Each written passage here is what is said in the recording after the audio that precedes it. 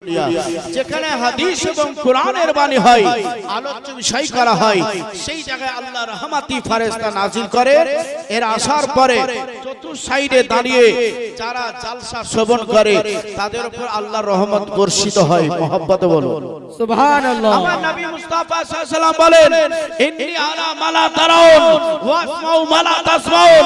আমার নবী মুস্তাফা এই জায়গাতে যে কথাটা বললো, কথাটা যে জানিয়ে দিল, এর পরিপ্রেক্ষিতে বুঝা এটাই যাচ্ছে, নবী আমার বলেন, আমি যেটা শুনি, আমি যেটা দেখি, এ সারা পৃথিবী वालो ना तुम देख सकोगे ना तुम सुन सकोगे, वो तुम्हारा इतना क्षमता अल्लाह तुम्हारे दे नहीं, जो हमको दिया है वो हमारा नबी सबसे वाला, वो वाला हमारा नबी। जरूर बोलो सुभान अल्लाह सुभान अल्लाह। अरे मोहतरम, আমরা নবী মুস্তাফার উম্মত আনি বসে আছি।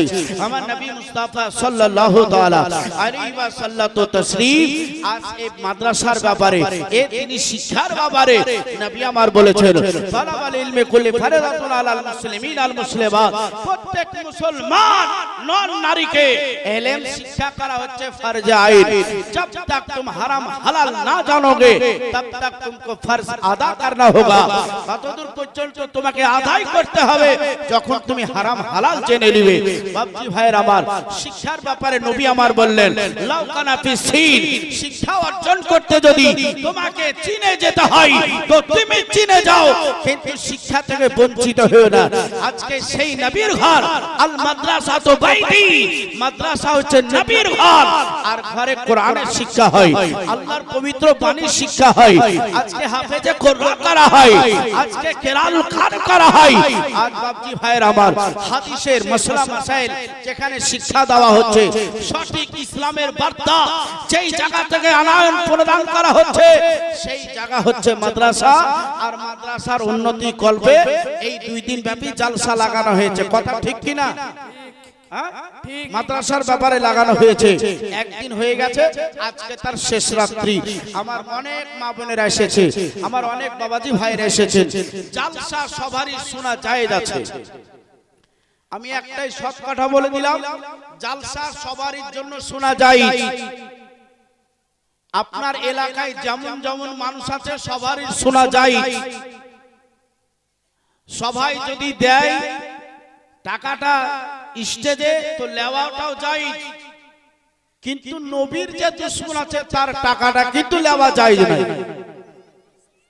নবীর দুশমন, আপনি কিতাব উঠিয়ে দেখুন, পবিত্র কোরআন, হাদিস শরীফ, ইজমাই উম্মত, কিয়াস, এতে আপনি পাবেন না যে নবীর দুশমন কাদেরকে বলা হয়নি, নবীর দুশমন কাদেরকে রাখা হয়নি।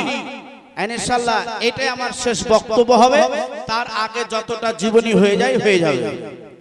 চলে আসুন বাবজি, বেশি মশলা মাসাইল খেলে পেট গন্ডগোল হয়, আর হালকা দিলে নাকি একটু ভালো হয়। তো সব রকম দিব, অসুবিধা নাই। বাবজি ভাইরা, মশলা মাসাইলের জন্য মুফতি সাহেবকে ডেকেছেন, জাহাঙ্গীর আলম সাহেব ঝাড়খণ্ডী। ইনশাআল্লাহ উনি ফতোয়া ফারাইজ দিবেন। আমার কাছ থেকে একটু আগে আপনারা জীবনী শ্রবণ করুন। নবী মুস্তাফা সাল্লাল্লাহু তাআলা আলাইহি ওয়াসাল্লাম তাসলিম আজ বাবজি ভাইরা মক্কাতে এবং মদিনাতে 63 বছর জিন্দেগি জাহিরি চালিয়েছিলেন। 51 বছর হচ্ছে মক্কাতুল মুকাররমা, আর 12 বছর হচ্ছে মদিনাতুর রাসূল। এই যে রজব মাস, এই রজব মাসে আমার নবী মুস্তাফার ভরপুর একটা এলান চলছিল, যে এলানটা আল্লাহর পবিত্র কোরআন বলছেন, ইন্না দীনা ইনদাল্লাহিল ইসলাম, আল্লাহর সবচাইতে মনোনীত ধর্ম, আল্লাহর সবচাইতে পছন্দনীয় ধর্ম, ধর্মটার নাম হচ্ছে ইসলাম ধর্ম। এই ইসলাম ধর্মটা প্রচার করতে আমার নবী মুস্তাফা সাল্লাল্লাহু তাআলা আলাইহি ওয়াসাল্লাম মক্কাতে 11 বছর ধরে কষ্ট করেছিলেন।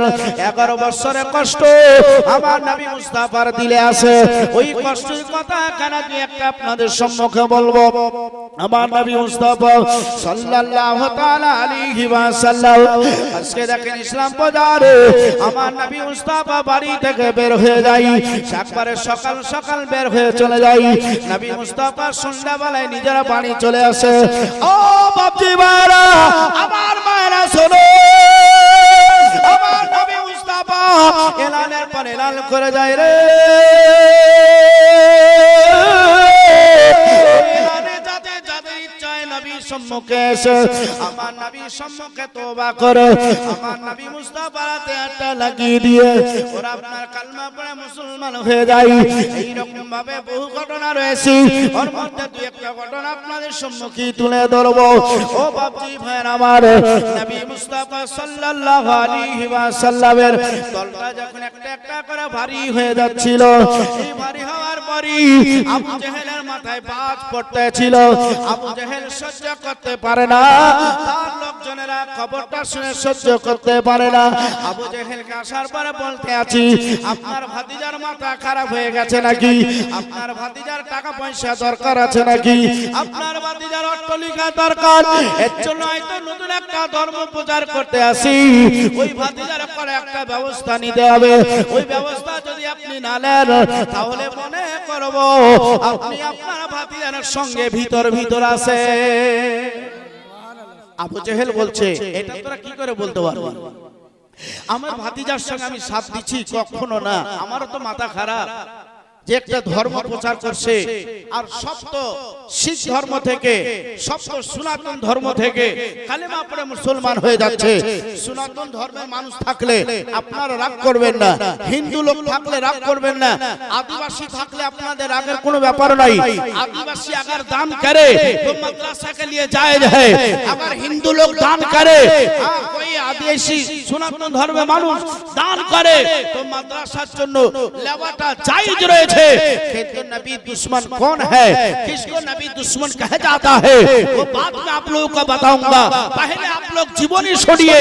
আবু জেহেল বলতে আছে, আবু জেহেল খবর দিতে আছে, বলে ভাতিজাকে কি কেমন করে কি করব? বলছে আপনি যাওয়ার পরে একটু বুঝায় আসেন, আপনি যাওয়ার পরে গোপন ভাবে একটু জানাই আসেন। আবু জেহেল আসার পরে আমার নবীকে বহু কথা বলছে, ভাতিজা এই রকম করছো, এটা করা কিন্তু উচিত হবে না। আমার নবী বলছেন, এটা আমার দিন নয়, এটা হচ্ছে আল্লাহর দিন। जो अल्लाह दिन सबसे पहले जो दुनिया में फैलाया उसका नाम है हजरत आदम सफीउल्लाह। सुभान अल्लाह, सुभान अल्लाह।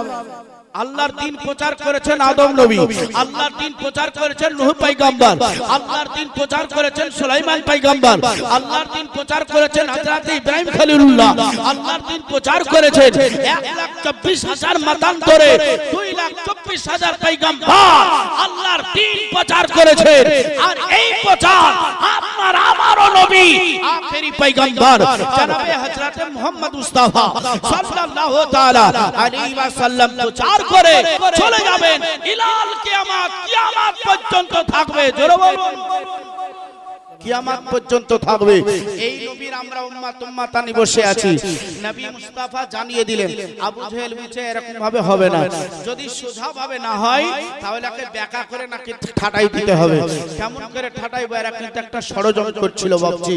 এই ষড়যন্ত্রে কিন্তু ক্লিয়ার করতে পারছিল না। একজন ব্যক্তি আসার পরে বলছে, ওরে আবু জেহেলের দল, কি আপনারা আবু জেহেলকে মানেন? মানেন আবু জেহেলকে? আবু জেহেলকে আমরা মানি না। বাবাজি ভাইরা আমার, উতবা সাইবা আছে, এদেরকে আমরা মানি না। আবু জেহেল, উতবা, সাইবা দলভুক্ত যারা আছে তাদেরকে সালামও করি না। বাবজি ভাই, তো ওই জায়গায় ও আসার পরে বলছে, শোনো তোমার ভাতিজাকে মারতে পারছো না, মাতার একটা কৌশল আছে। কি বলছে? এই রাস্তা দিয়ে প্রতিদিন যাই, এই রাস্তা দিয়ে প্রতিদিন যাই, এই রাস্তাতে একটা ব্যবস্থা করে মরে যাবে। বাবাজি কথাটা বলে দিলে এদেরকে ভালো লাগলো। এরা আপনার করলো কি, ওই রাস্তাতে রাতারাতি একটা গর্ত তৈরি করলো। গর্ত তৈরি করে বাবাজি ওর উপরে খের কুঠাল দিয়ে হালকা করে মাটি দিয়েছে। আচ্ছা বলেন তো, ফজরের টাইমে কি পুরো ফর্সা হয়ে যায়? ফর্সা হয় না তো, মানে আন্ধারও থাকে দিনও থাকে, দুই রকম মিক্স অবস্থায় থাকে। ওটা শুভে সাদিক। বাপজি ভাই সোনালাল, তো বলছে এই রকম টাইমে যাবে, বুঝতে পারবে না, আচমকা পড়ে যাবে, আর যেমনি পড়ে যাবে সাইডে মাটি দেওয়ার জন্য লোক রেডি করে রাখবো, এরা বাপ বলা টাইম দেবে না, ঢেকে দিবে, তাইলে তো ফিনিশ। বলছে ঠিকই যুক্তি দিয়েছে। ওয়াজ একটা গর্ত তৈরি হয়ে গেল। যেরকম ভাবে বলা হয়েছে সেম ওইভাবে রেডি করে মানুষজনকে এক সাইডে করে দিয়েছে। বাবা আচ্ছা বলেন তো, মসজিদ আগে মুয়াজ্জিন যায় নাকি মুসাল্লি? কে যায়?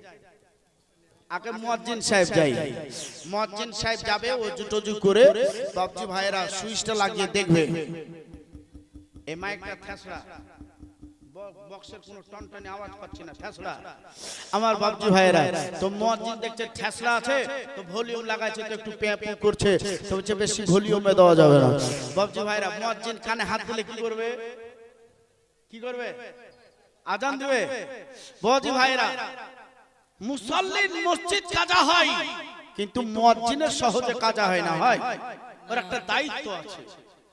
মুয়াজ্জিন কানে হাত দিয়ে বলছে আল্লাহু আকবার, আল্লাহু আকবার, আল্লাহু আকবার, আল্লাহু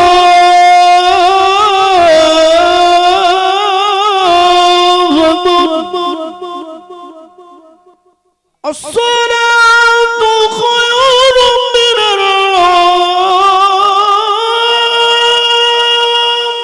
জোরে বলো সুবহানাল্লাহ। আর একটু মহব্বতে বলো সুবহানাল্লাহ। যখন বাজি বলে দিল তো নামাজি বিছান ছেড়ে দিয়ে নামাজ পড়ার উদ্দেশ্যে মসজিদের দিকে চলে যায় না?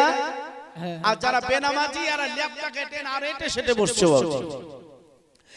নামাজি ঘুম ছেড়ে মসজিদে নামাজের উদ্দেশ্যে চলে আসো। মুয়াজ্জিন ডাক দিয়েছে, আর ঘুমানো যাবে না। আর কিছু মুসলমান আছে এরা বলছে যতই ডাক দাও কানকে বন্ধ করেছি, বিছান থেকে উঠবো, বলছে না অনেকে, বলছে বাপজিরা। তো সোনার আলেরা তো এইরকম টাইমে তখন তো আজান হতো না, তখন নামাজও ছিল না। জি ঈসা নবীর উপরে যে ফরজ হয়েছিল সেই নামাজটাই তখন ওনারা আদায় করতেন। তো তখন 5 ওয়াক্ত নামাজ ছিল না। আমার বাপজি ভাই সোনালাল, এইরকম টাইমে নবী আমার উঠে বেরাদার মুআজ্জাজ একবারে পরিষ্কার পরিচ্ছন্নই এবার রাস্তাতে চলতে আরম্ভ করলেন। আমার নবী মুস্তাফা সাল্লাল্লাহু তাআলা আলাইহি ওয়াসাল্লাম বলেন, আমাদের মানুষের আমার আমার নবী মুস্তাফা বললেন এই রাস্তা দিয়ে যাব না, আজকে এই রাস্তা দিয়ে ঘুরে আমি চলে যাই, এই রাস্তা দিয়ে আজকে যাওয়ার দরকার নাই। নবী আমার অন্য রাস্তা দিয়ে ব্যাক করে নবী আমার ইসলাম প্রচারের দিকে চলে গেছে। এই দিকে আসমানে সূর্য উঠে গেল, আস্তে আস্তে সূর্যটা উপরে উঠে গেছে। এখন আবু জেহেলের কানে রে ওই কবরখানা হয়নি বলে আবু জেহেল খবরটা লাবার জন্য আপনার দেখেন টুকটুক করে হাঁটতে আরম্ভ করলো।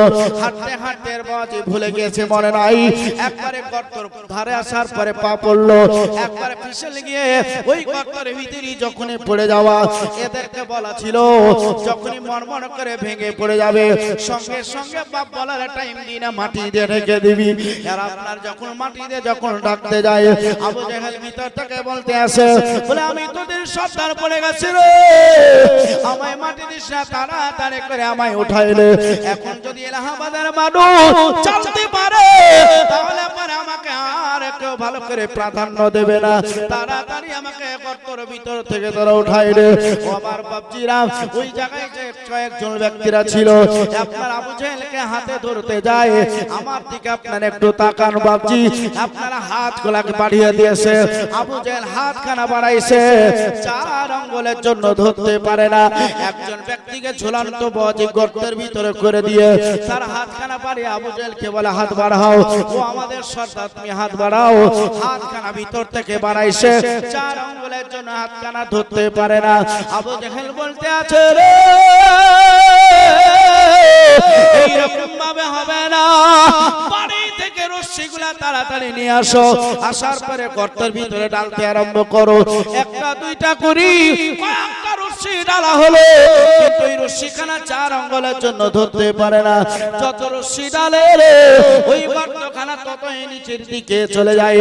আবু জেহেল ভিতর থেকে বলতে আছি ওরে আমার লোকেরা, যদি পৃথিবীর সব রশ্মিগুলা আমার গর্তের মধ্যে ডালো, সেই রশ্মিখানা কোনো মতে ধরা আমার সম্ভব নয় রে। আমি বলতে আছি আমার ভিতরে ভয় লাগতে আছে, রশ্মি উঠায় নে। রশ্মি আপনার উঠাইলো, গর্তটা যেখানকার সেখানে দাঁড়িয়ে গেল। আবু জেহেল মুসমুসা হয়ে বলতে আছে ওরে আমার এলাকার লোকেরা, আমি বুঝতে পারছি এই গর্ত থেকে আমাকে একজন ব্যক্তি বাঁচাইতে পারবে, যাকে আমরা ডাকতে আছি মোহাম্মদ বলে। সুবহানাল্লাহ থেকে একজন ব্যক্তি উঠাই নিতে পারে, আমাকে গর্ত থেকে একজন ব্যক্তি বাঁচাইতে পারে, সে হচ্ছে আমার ভাতিজা মোহাম্মদ। তাড়াতাড়ি মোহাম্মদকে খবর করে আয়। দুইজন ব্যক্তি চলে আসলো, আসার পরে বলতে আছেন আল্লাহর নবী ও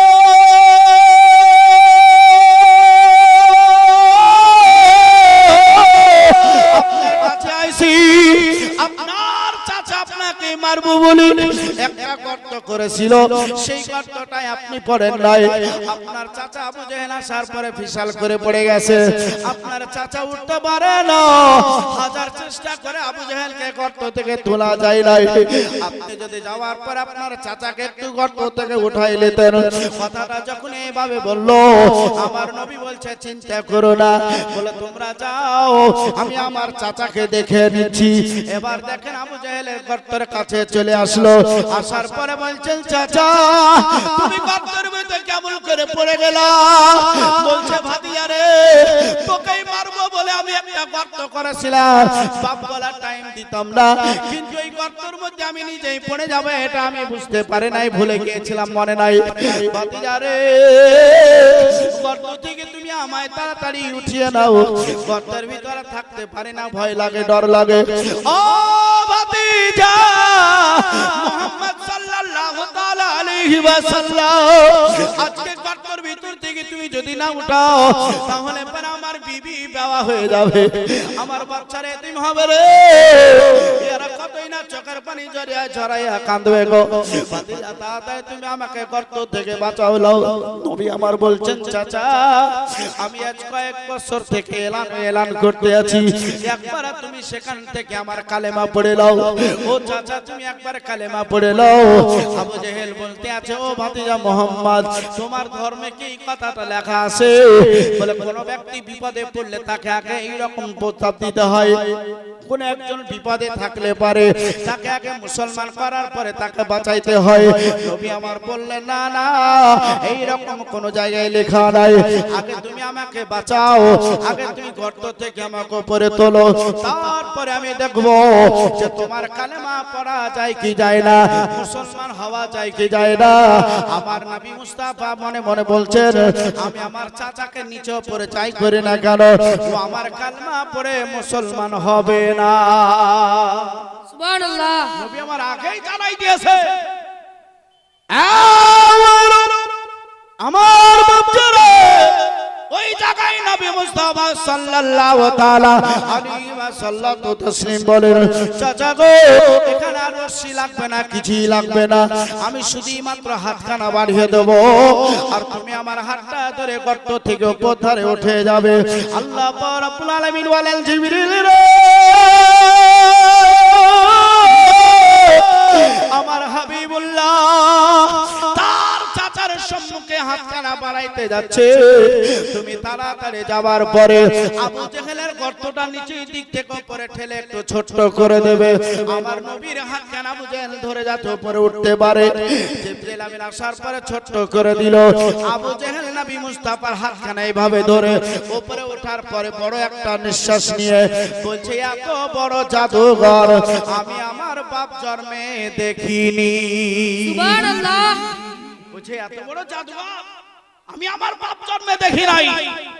তাহলে আমার নবীকে সর্বপ্রথম যেই ব্যক্তি জাদুঘর বলেছিল এর নাম হচ্ছে আবু জেহেল, এর নাম হচ্ছে আবু জেহেল।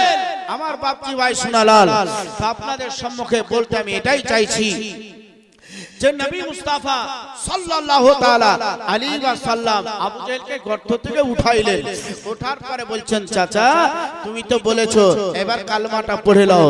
বলছে আমি কালমা পড়বো না, আমি কালমা পড়বো না, তুমি জাদুঘর, এক নম্বরে জাদুঘর।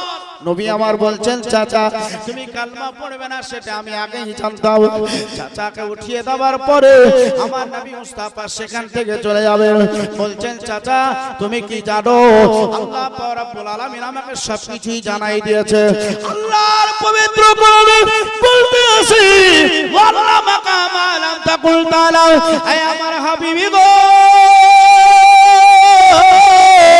তুমি যাহা কিছু জানিতে না আমি আল্লাহ সব কিছু তোমাকে শিক্ষা দিয়ে এই পৃথিবীতে জাহির করেছি নবী আমার জানে গো। এবার দেখেন মুসলিম শরীফের একটা হাদিস শরীফ পড়তে আছে, শোনো শোনো। মুসলিম শরীফ দ্বিতীয় খণ্ড 390 পৃষ্ঠার মধ্যে কি বলতে আছে শোনো। আন সাওবান রাদিয়াল্লাহু তাআলা ক্বালা ক্বালা রাসূলুল্লাহ সাল্লাল্লাহু তাআলা আলাইহি ওয়াসাল্লাম ইন্নাল্লাহ ফারাইতুল মাশারিকাহা ওয়াল মাগারিবাহা। সাওবান তিনি বলেন নবী মুস্তাফার কাছ থেকে শুনতে পেলাম নবী আমার বললেন পশ্চিম পূর্বের যা কিছু আছে রে সব কিছুর জ্ঞান আমি নবী লাভার পরে পৃথিবীতে হাজির হয়েছি। আলহামদুলিল্লাহ আমার নবী মুস্তাফা সাল্লাল্লাহু আলাইহি ওয়াসাল্লাম আবু জেহেলকে উঠাই দিল। আমার নবী মুস্তাফা সাল্লাল্লাহু আলাইহি ওয়াসাল্লাম চলে গেলেন। এই নবীকে পরীক্ষা করার জন্য আবু জেহেল একাধবার নয় কয়েকবার এসেছিল। আমার বাপজি ভাই আবু জেহেল আসার পরে বলছে এ ভাতিজা, কারণ আজকে আমি লাইন করে জীবনী বলছি না, 5 দিন 7 দিন 10 দিন যখন জীবনীর জন্য ডাকবে তখন লাইন করে আপনাদের জীবনী শোনাবো। রেহানা বেগম দিয়েছে 500, নারে তাকবীর, বাবার নারে রিসালাত, সাবিরুল ইসলাম দিয়েছে 100, আল্লাহ কবুল করেন। বেরাদার মুআজ্জাজ, তো আবু জেহেল নবী মুস্তাফার সম্মুখে আসার পরে বলছেন এ ভাতিজা, খুব তো বড় বড় লেকচার ঝাড়ো, খুব বড় বড় তোমার কথা, আজ এতগুলা লোক আছে, এতগুলা লোকের সম্মুখে এসেছি, এই শোন, যদি আমার ভাতিজা ইদিক উদিক হয়ে যায় তো তোরা থাপড়ি মারবি আর খুব হাসি মজাক করবি, আমার ভাতিজাকে অপমান করতেই হবে। এই রকম ভরা মজলিস বাজ ভাইরা নবীর সম্মুখে। এই টেবিলটা হটাই দে তোরে ভাই, ফিল্মগুলা টেবিলটা হটাই দে। ইদ্রিস আলী 500 টাকা দিয়েছে, আল্লাহ কবুল করেন, নারে তাকবীর, নারে রিসালাত। ইদ্রিস আলী সাহেব 500 টাকা, আল্লাহ কবুল করেন। বেরাদার মুআজ্জাজ, আমার নবী মুস্তাফার সম্মুখে চলে এসেছে, বলছে ভাতিজা আমার হাতে কি আছে তোমাকে বলতে হবে, যদি তুমি বলে দিতে পারো তাহলে পর তোমাকে নবী বলে মেনে নেব। আমার নবী বলছেন যে তুমি তাও মানবে না, আমি তো মুখের কথা, আমি তো বলা দূরের কথা, এ চাচা তোমার হাতে যে আছে সে যদি বলে যায় তুমি কি মানবে? তা আবু জেহেল বলছে আমার হাতে কি আছে তো নিজেই জানে না, আবার আমার হাতের জিনিস সে আবার বলবে এটা কি করে হতে পারে? তো বলছে ঠিক আছে সেটাই করে দাও। আমার বাপজি ভাইরা, নবী আমার শুধুই মাত্র ইশারা করেছেন, আবার কোন জায়গায় বলছেন শুধুই মাত্র নবী আমার সেই মুষ্টির দিকে তাকিয়েছেন, তো মুষ্টির ভিতরে যারা আবদ্ধ হয়েছিল তারা জোর জোর আওয়াজে পড়তে লাগলো আশহাদু আল্লা ইলাহা ইল্লাল্লাহু ওয়া আশহাদু আন্না মুহাম্মাদান আবদুহু ওয়া রাসূলুহু, লা ইলাহা ইল্লাল্লাহু মুহাম্মাদুর রাসূলুল্লাহ সাল্লাল্লাহু আলাইহি সাল্লাম বলার পরে বদি মানুষের মতন হাঁটতে হাঁটতে এসে আমার নবী মুস্তাফার কদমে চুমা খেয়েছেন। চোখেরই পলকে তুমি হতে পারো না, চিরতর বন্ধ হবে তোমার নেশা, হবে আলম তোমার মসজিদের মায়েকে, বাড়িওয়ালা নাই রে বাড়ি নাই রে দুনিয়াতে, বাড়িওয়ালা নাই রে বাড়ি নাই রে দুনিয়াতে, চোখের পলকে তুমি হতে পারো না, তোমার ভয়ে থাকতো মানুষ ছিল বাহাদুরি, ভবনী তুমি একটা হাওয়ায় ওড়া রঙিন গাড়ি, সুতায় টান দিলে মালিও পারিবে না থাকিতে, বাড়িওয়ালা নাই রে বাড়ি নাই রে দুনিয়াতে, চোখেরই পলকে তুমি হতে পারো না, চিরতর বন্ধ হবে তোমার নেশা, হবে আলম তোমার মসজিদের মায়েকে, বাড়িওয়ালা নাই রে বাড়ি নাই রে দুনিয়াতে, বাড়িওয়ালা নাই রে বাড়ি নাই রে দুনিয়াতে। জোরে বলো। গাড়ি মিলে ফ্যাক্টরে টাকার পাহাড়, বাড়ি গাড়ি মিলে ফ্যাক্টরে টাকার পাহাড়, বিলাসিতায় কেটেছে জানো কত অহংকার দামি কাপড় ছেড়ে হবে সাদা কাপড় পরিতে বাড়ি মালা নাই রে বাড়ি নাই রে দুনিয়াতে বাড়ি মালা নাই রে বাড়ি নাই রে দুনিয়াতে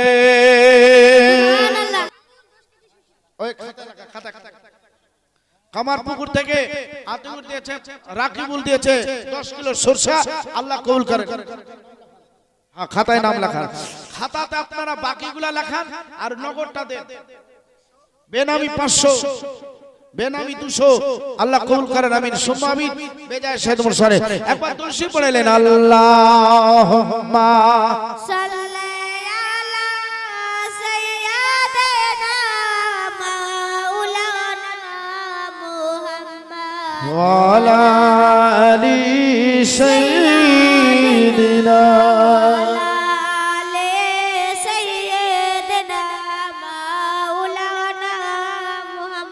প্রসাদ জোড়ে হয় না জায়গা সন্তানের ঘরে প্রসাদ জোড়ে হয় না জায়গা সন্তানের ঘরে প্রসাদ জোড়ে হয় না জায়গা সন্তানের ঘরে বাবা থাকে বৃদ্ধাশ্রম মায়ে ভিক্ষা করে আচ্ছা সাজেদা বাবা মৃত্যু স্বামী নামে 1000 টাকা দিয়েছে আল্লাহ কবুল করেন আমিন আচ্ছা জবেদ আলী 100 টাকা আর 5 কিলো সরষা বাকিগুলা খাতাতে লেখান আমি সঙ্গীতটা পরিবেশন করি প্রসাদ জোড়ে হয় না জায়গা সন্তানের ঘরে প্রসাদ জোড়ে হয় না জায়গা সন্তানের ঘরে বাবা থাকে বৃদ্ধাশ্রম মায়ে ভিক্ষা করে মায়ে ভিক্ষা করে ইতি পাথরের ঘর সন্তানে শিকারে চড়ে শিকারে চড়ে শাড়ি ছিড়া লাল মোহাম্মদ বসুন্ধরা থেকে 1000 টাকা নারে তাকবীর আল্লাহু আকবার আফসার আলী 100 কি বলতে আছেন বাজি প্রসাদ জোড়ে হয় না জায়গা সন্তানের ঘরে